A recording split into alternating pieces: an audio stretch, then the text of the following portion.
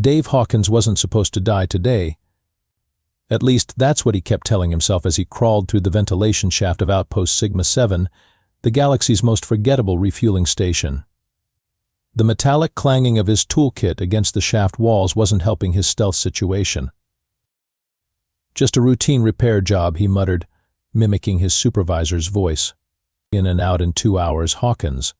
Even you can't screw this up."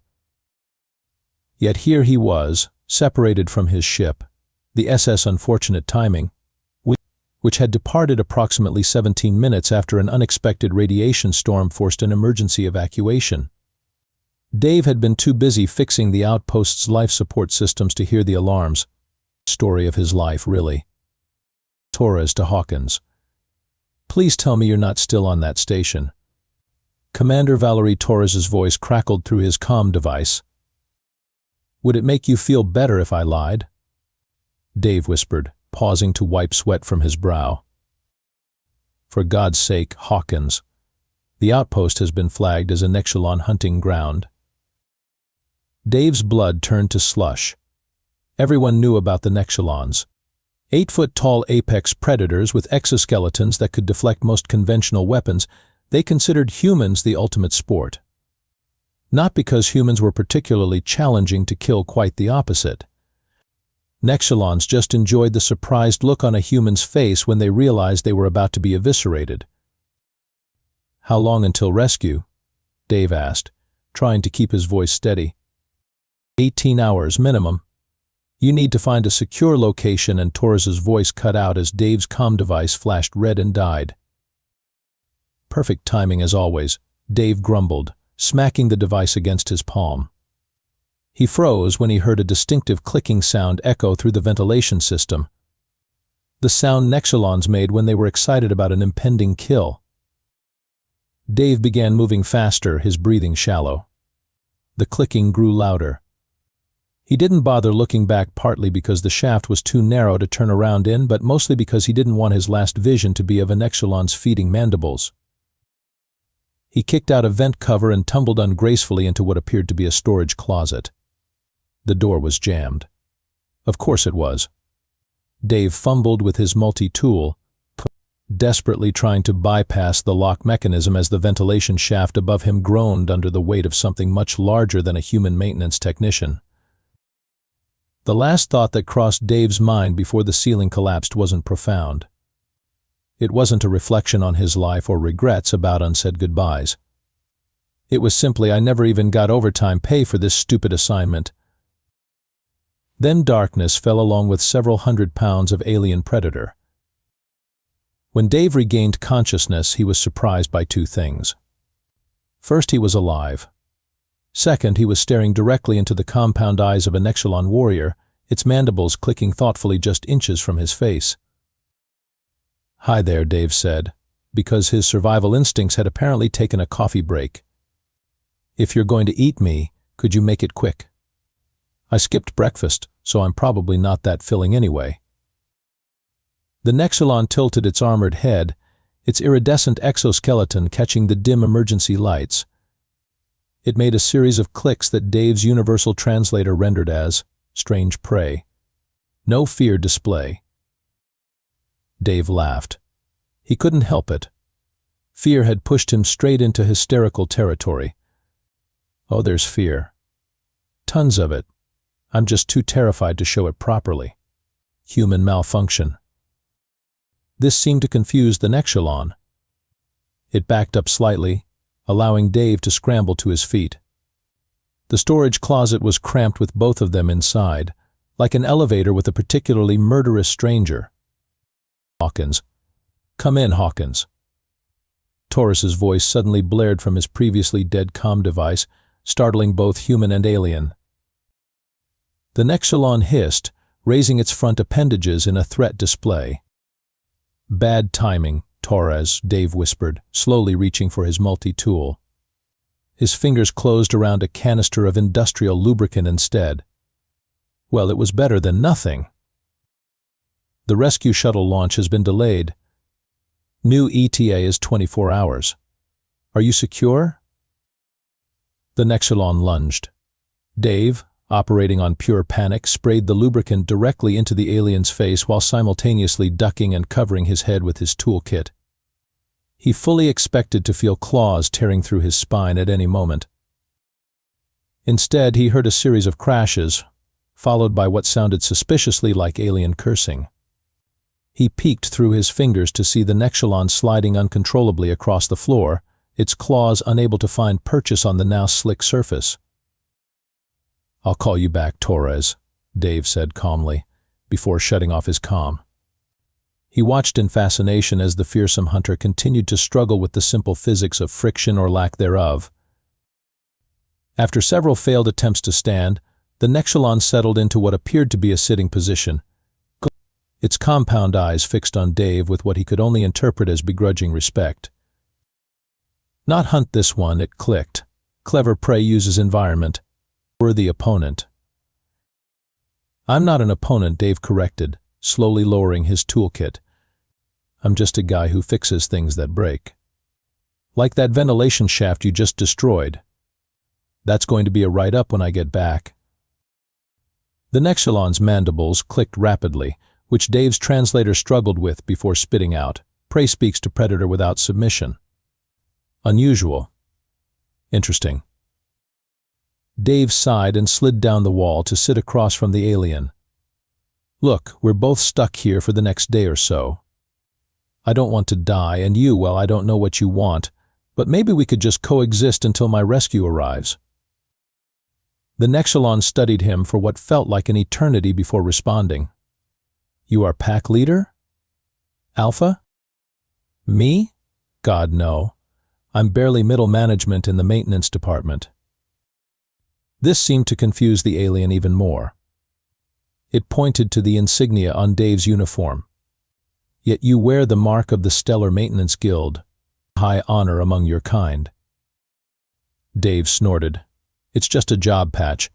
It means I clean air filters and fix broken toilets." The Nexalon rose to its full height, or as much as the cramped closet would allow, and made a series of formal-sounding clicks. "I am Nexalon Hunter Class KZ Tick. I claim you not as prey, but as worth observing. Your cunning deserves study."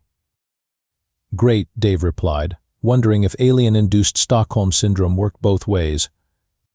"I'm Dave. I claim this closet as my not-getting-eaten sanctuary."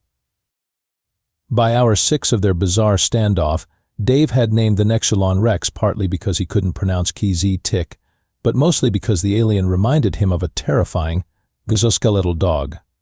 A dog that could disembowel him with a casual flick of its claw. But still, the comparison stuck. "So Rex," Dave said, chewing on an emergency ration bar he'd found in his toolkit, "what brought you to this particular outpost? The scenic views? The 5-star accommodations?"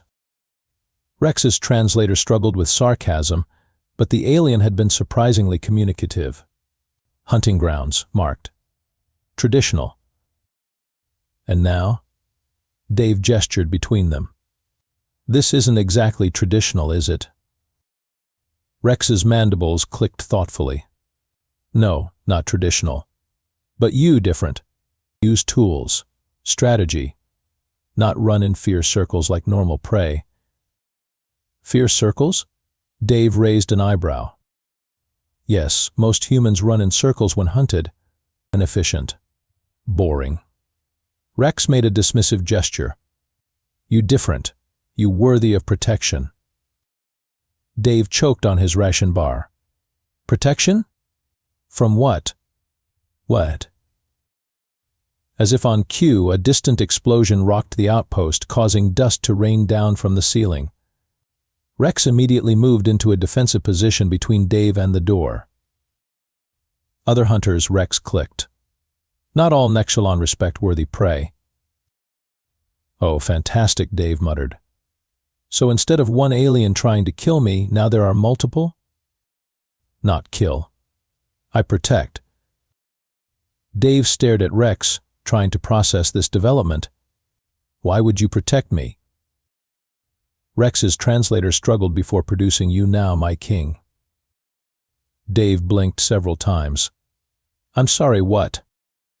In Nexalon hierarchy, when prey demonstrates superior cunning, becomes elevated. Sacred duty to protect. Learn from new king. That's flattering, I guess, but I'm not a king. I'm barely qualified to operate the coffee machine on my ship. Rex wasn't listening. The alien was focused on the sounds of movement in the corridor outside. Stay behind. I defend king.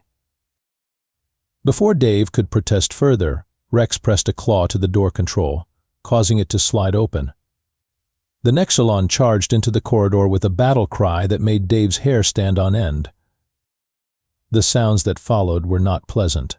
Metal tearing, alien shrieks, and what Dave could only describe as the sound of exoskeletons being forcibly rearranged echoed through the outpost. Torres to Hawkins. His comm crackled to life again. We're picking up multiple Nexalon life signs at your location. Find better cover immediately. Dave peered cautiously around the doorframe. Rex stood triumphantly over two smaller Nexalons who were making submissive gestures Dave didn't need a translator to understand. Actually, Torres, Dave said slowly, I think I've got the situation under control. Sort of. In a really weird way. What are you talking about, Hawkins? Dave watched as Rex explained something to the other Nexalons using elaborate gestures, occasionally pointing back at Dave. The smaller aliens kept looking at Dave with what appeared to be awe. I think I've been adopted. Or promoted. It's complicated. Rex returned to Dave's side, standing at attention. King's safe now. These serve King too. The other Nexalons approached cautiously, then bowed their heads. One of them clicked something that the translator rendered as, "We serve the human king who defeats with slippery substance." Dave pinched the bridge of his nose. Torres, you're not going to believe this, but I think I just accidentally became alien royalty. Hawkins, Torres replied after a long pause, what the hell did you do? Honestly, I panicked and sprayed lubricant at a deadly alien predator. Dave shrugged. Apparently that's grounds for coronation in Nexalon culture. 18 hours later, Dave sat cross-legged on an upturned storage container that surrounded by 5 Nexalons, Rex, and 4 others who had joined what Dave was reluctantly calling his court.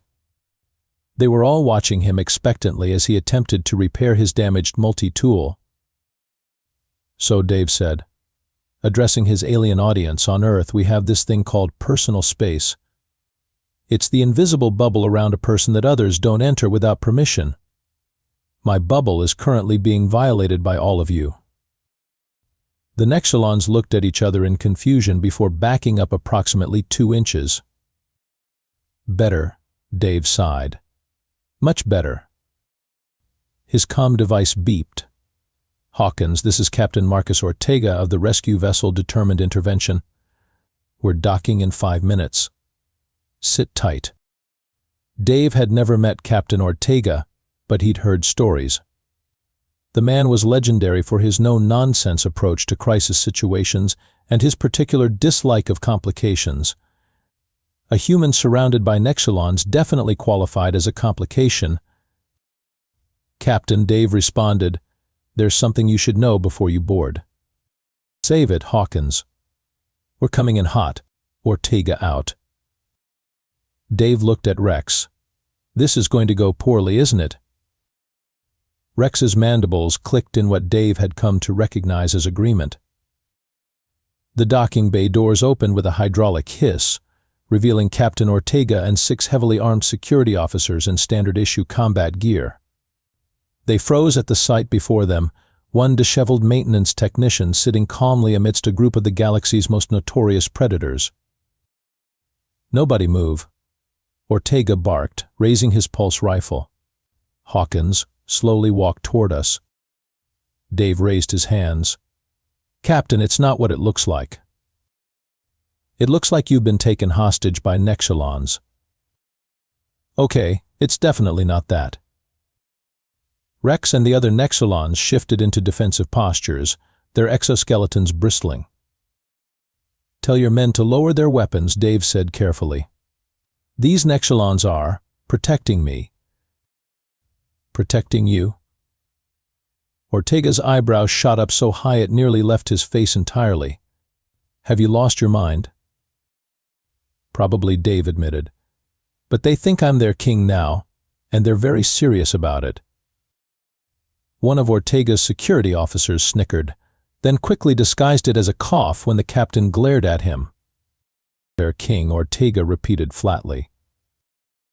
It's a cultural misunderstanding, Dave explained. I outsmarted one of them accidentally, and now they think I'm worthy of protection instead of digestion. Rex stepped forward, causing all 6 security officers to aim their weapons at him. The Nexilon made a series of formal clicks that Dave's translator conveyed as, "The King of Clever Solutions will board your vessel. We accompany to ensure safe passage." Absolutely not, Ortega snapped. No Nexilons on my ship. Rex's posture stiffened. Then King stays here with Royal Guard. Dave felt a headache forming behind his eyes. Captain, may I suggest a compromise? Rex comes with me. The others stay behind. Rex. Ortega looked like he was developing the same headache. You named it? Meh. Dave corrected. And yes, it was easier than pronouncing his actual name. Ortega's comm device beeped. Captain, this is Dr. Elena Martinez. I'm monitoring from the xenobiology lab. This is unprecedented behavior for Nexilons. Request permission to study this interaction. Denied, Ortega barked. We're retrieving our technician and leaving. With all due respect, Captain Martinez countered, we're witnessing potentially groundbreaking interspecies communication. The scientific value is incalculable. Dave looked at Rex, then at the increasingly frustrated captain. If I may, sir. Rex saved my life from other Nexilons. I think I owe him at least the courtesy of explaining why I need to leave. After a tense standoff involving much glaring and mandible clicking, Ortega finally lowered his weapon slightly. You have 2 minutes, Hawkins. Make them count. Dr. Elena Martinez was trying very hard not to bounce with excitement as she recorded Rex's movements around the Determined Interventions conference room.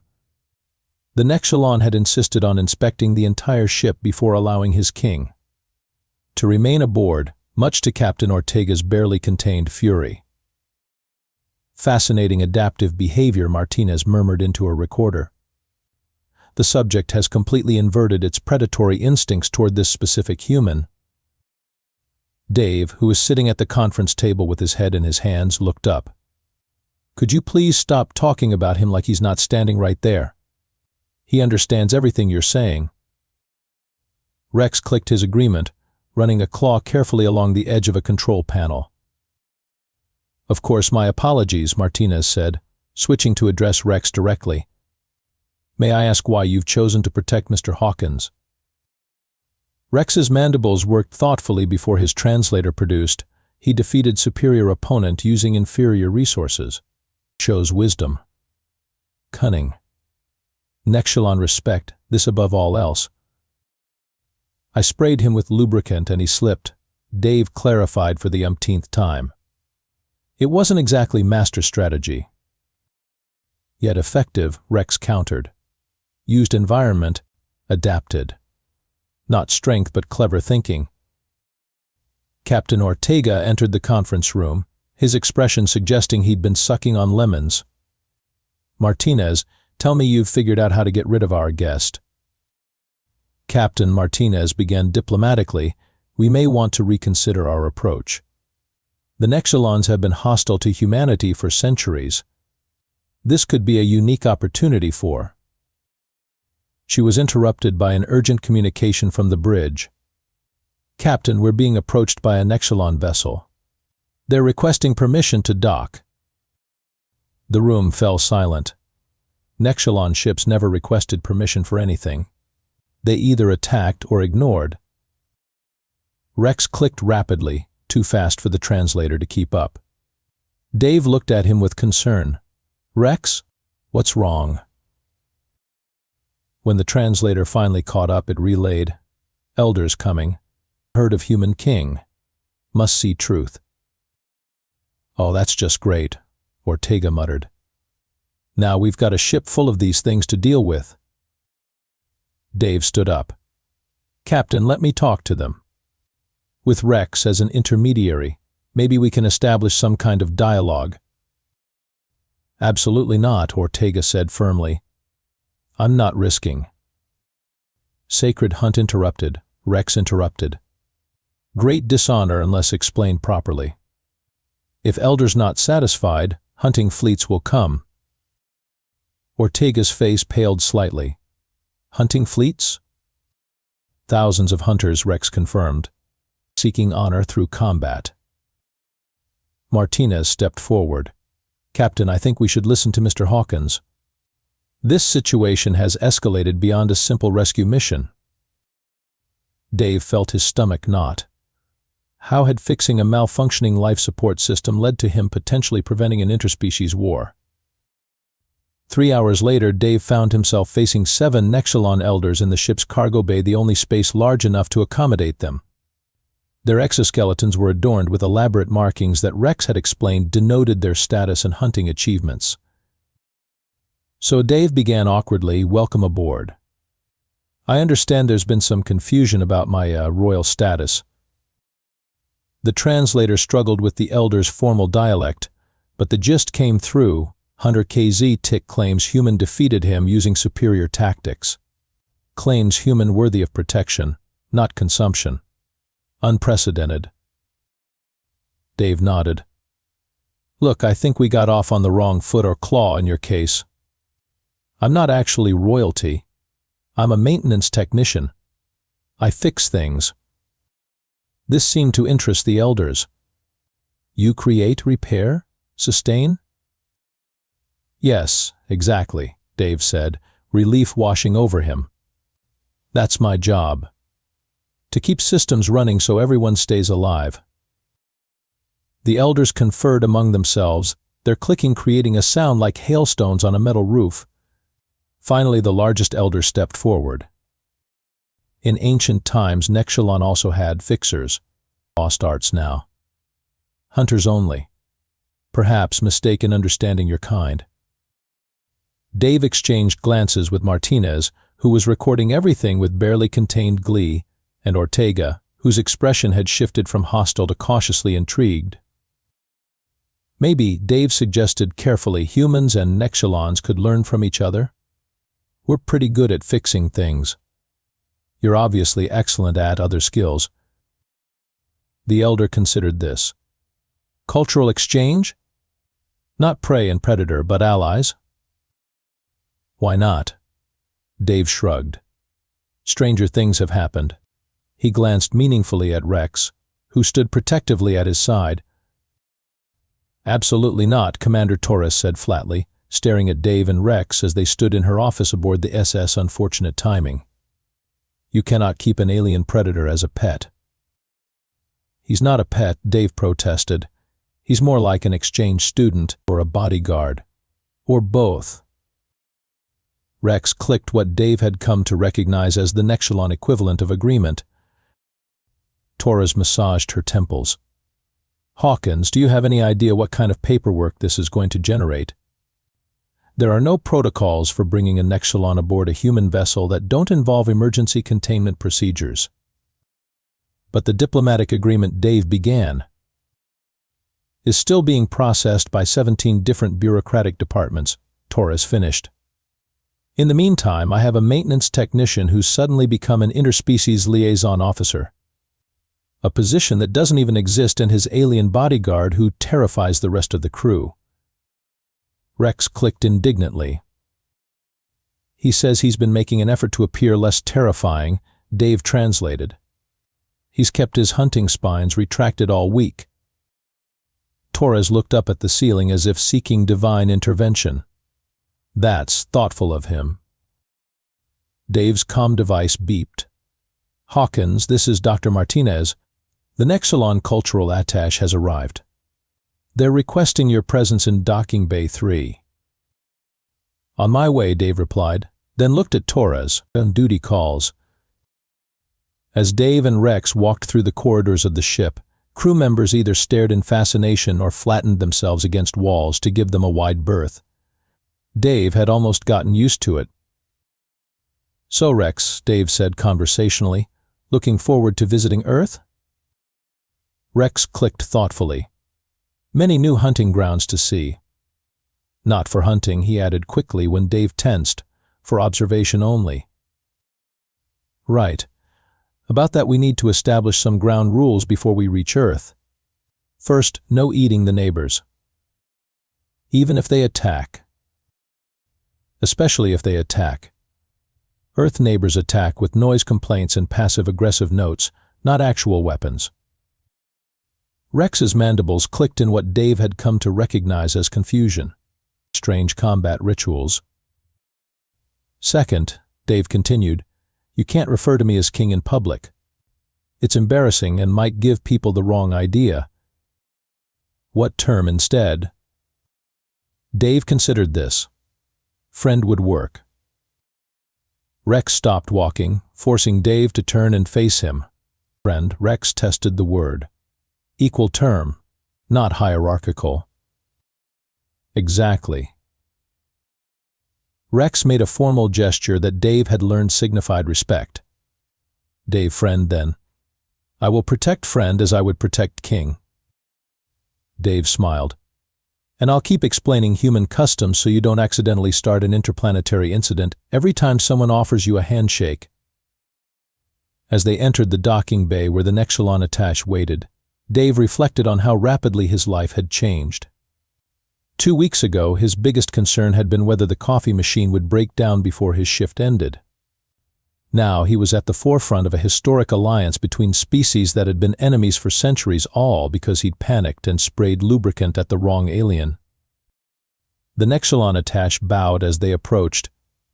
"Human king who is not called king," the translator rendered awkwardly. "Great honor to meet. Much to learn from each other." Dave returned the bow, having practiced the proper angle with Rex. "The honor is mine. And please call me Dave. Just Dave." Behind him, Rex clicked what sounded suspiciously like laughter. Some things, Dave reflected, didn't need translation at all. As the diplomatic meeting began, Dave caught Rex watching him with what he could only describe as pride. The alien had marked him as prey, but now stood watch, protecting him like a king, or better yet, like a friend. The universe, Dave decided, had a strange sense of humor. But then again, so did he, and that had worked out surprisingly well so far.